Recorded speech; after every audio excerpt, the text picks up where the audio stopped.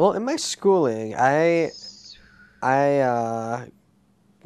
went to a liberal arts university. I got a BA, and I majored in history.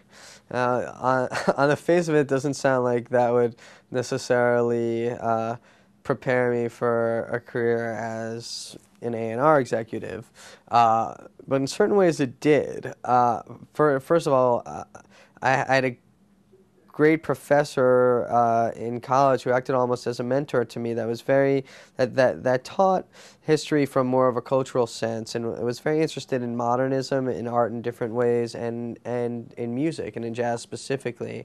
And I actually did I did my honors thesis for my in my junior and senior year of college on bebop, and I looked at bebop, which is a which was a movement within jazz in the mid 1940s.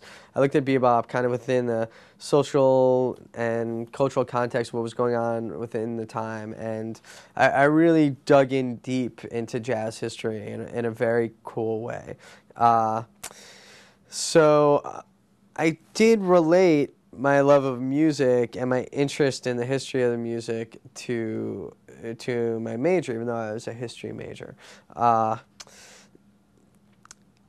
you know how that helped me specifically in terms of my skills here. I can't say in a literal sense or in a very specific sense. I have a lot of interns here these days who will tell me they're taking, they're majoring in music business. And, I'm very curious. I always ask them about that because, well, where I went to school, that they didn't offer that. And to me, it seems like this business is something that you really have to just kind of jump into and learn.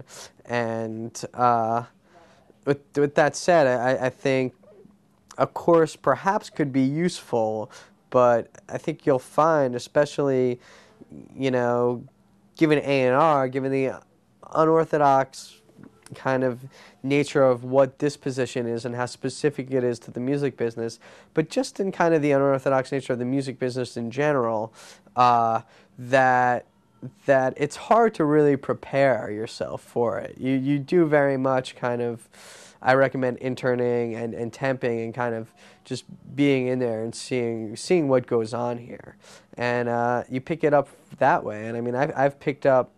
I had no clue how to make a record, and I produce records now as well as A&R them, and I mean it's been solely through like great engineers I've met, great studio owners, other wonderful musicians and artists and producers that I've started to pick this up and really educate myself.